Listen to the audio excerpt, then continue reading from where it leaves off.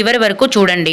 ముందుగా నిన్న అంటే జూన్ 3వ తేదీన తిరుమలలో స్వామివారిని మొత్తం 76,362 మంది భక్తులు దర్శించుకున్నారు.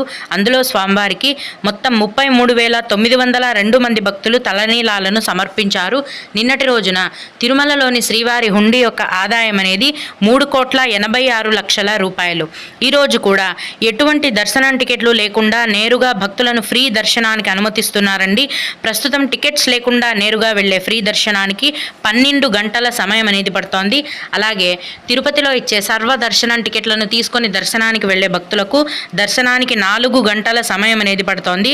300 రూపాయల దర్శనం వారికి మరియు 500 రూపాయల దర్శనం వారికి దర్శనానికి 3 గంటల సమయం అనేది పడుతోంది. ఈరోజు కూడా చిన్నపిల్లల సుపదం ఇన్ఫాంట్ దర్శనం అనేది ఉందండి. ప్రస్తుతం సుపదం దర్శనానికి 1 గంట సమయం అనేది పడుతోంది. అలాగే విఐపి బ్రేక్ దర్శనం టికెట్లు కలిగి ఉన్న భక్తులకు దర్శనానికి